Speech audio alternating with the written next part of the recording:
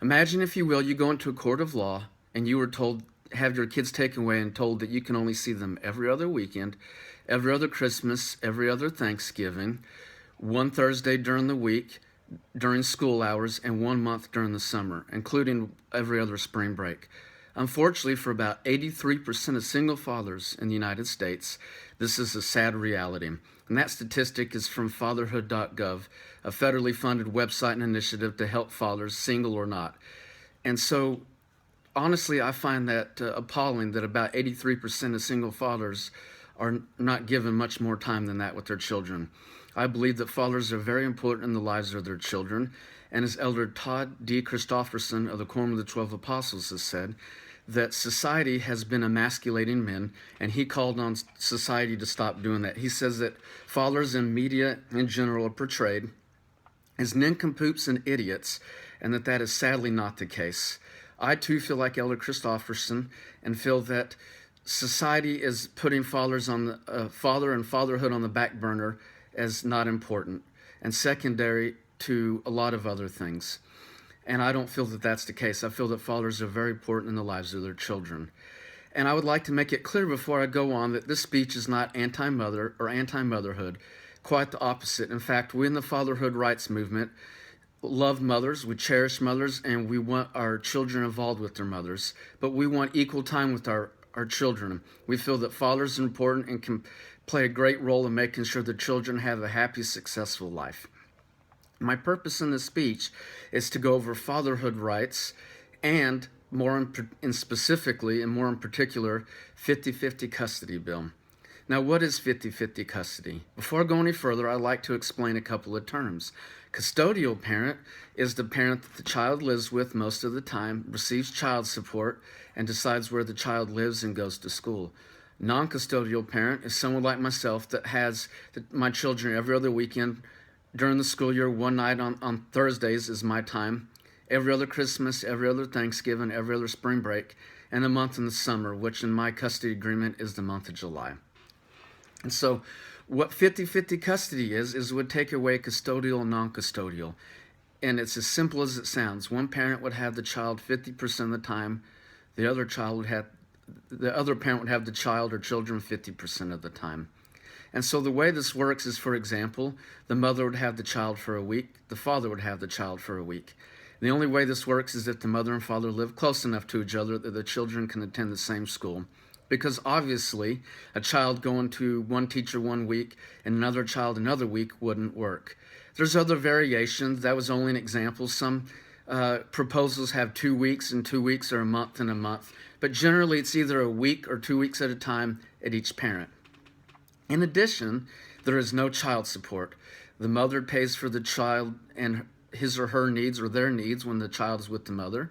The father pays for the child or children's needs when they're with the father. It also gets away with child support and the father paying the medical premiums.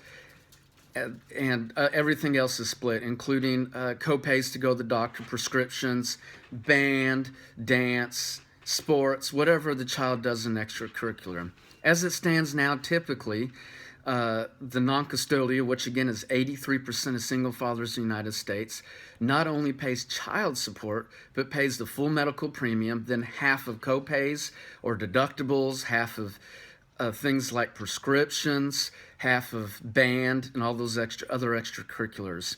And that moves me on to my next point of why we need a father's right bill and a 50-50 custody bill. Because quite frankly, we in the fatherhood rights movement feel that child support is much more than throwing money at a child. It's being there emotionally for the child. It's being there physically for the child.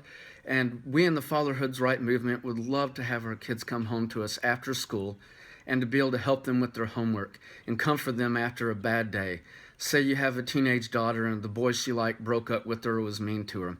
We like to be able to provide that comfort, or be able to take them to practice, band, basketball, football, or whatever the case may be. And the sad fact is that a lot of fathers that are paying child support are at the poverty line or below it, having to work 2, 3, sometimes 4 jobs, and a lot of times they have to work under the table so that they can have enough money to have food and clothes and a place to live for the children when they come with them. I know that in my own case, at the age of 31, I had to move into my parents' home because I could not afford to live on my own and pay child support, and it was more important for me to support my children. The only way I was able to really move out of my parents' home was to move in with a single friend and rent a room for him for $200 a month. The only way I was able to escape that is the Lord blessed me, and I was able to be remarried in the Houston, Texas temple in May of 2011. And that's the only way that I'm where I'm at and able to enjoy life. I think that's a sad fact, and that's one of the reasons we need that.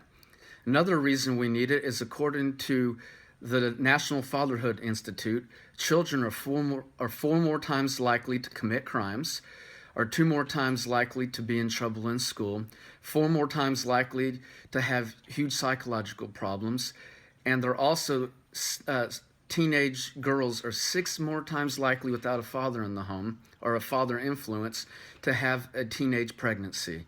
So we can see from statistics that children need their fathers, and when they're regulated to every other weekend and every other holiday, and sometimes once during the week and 1 month in the summer, then that is not enough time for fathers to influence their kids. According to a Canadian government study, children in 50-50 custody or similar arrangements had better grades, were better adjusted, had less psychological problems, less problems at school, made better grades, less teenage pregnancies, and all the way around, much happier children. Fathers need to be involved in the lives of their children. I know this for the fact. And one of the problems is that, say in the summer or the month of July, no one has a month of vacation, so they typically don't get that. The only reason I have that is because my wife stays at home. I call you to action, and I ask that you contact your state legislators and ask them to pass 50-50 custody bills in your state. Thank you.